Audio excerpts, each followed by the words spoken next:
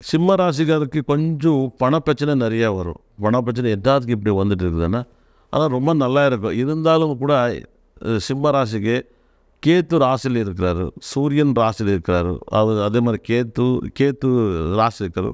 அதே மாதிரி சனி 8ல் மறைகிறாரு. 8ல் சனி மறையக்கூடாது. 8ல் மறைஞ்சால் ரொம்ப டேஞ்சரு. 8ல் சனி மறையக்கூடாது. 7வது அதிபதி 8ல் மறைகிறது ரொம்ப ரொம்ப டேஞ்சரு. அதே மாதிரி புதன் ரொம்ப நல்லா இருக்குது. நீ யாருக்கெல்லாம் சிம்ம ராசிக்காருக்கு சனி திசை சனி புக்தி நடக்குது, அது ரொம்ப டேஞ்சரு. சனி ஓரே ரொம்ப ரொம்ப டேஞ்சரு. சனி ஓரே சனி திசை சனி புக்தி பார்த்துக்கணும். சனி ஓரே ஒரு நாளைக்கு டெய்லி 2 வாட்டி 3 வாட்டி வரும். 1 மணி நேரம் 3 மணி நேரம் ரொம்ப ஜாக்கிரதையாக பார்த்துக்கணும். அதே மாதிரி சனி புக்தி அந்தரங்க புக்தி நடக்கக்கூடாது. சனி புக்தி நடந்தால் ரொம்ப டேஞ்சர். மற்ற எல்லா புக்தி நடந்தாலும் ஒன்றும் பிரச்சனை இல்லை. புத புக்தி நடந்தால் நல்லா இருக்குது. குரு புக்தி ரொம்ப நல்லா இருக்கும். இதெல்லாம் பிரச்சனை வராமல் இருக்கணும்னா நீங்கள் டெய்லி என்ன பண்ணணும்னா கனಕ புஷ்யராக எடுத்து போடணும். குரு லாபஸ்தானத்தில் இருக்கிறாரு, 11ல் இருக்கிறார்.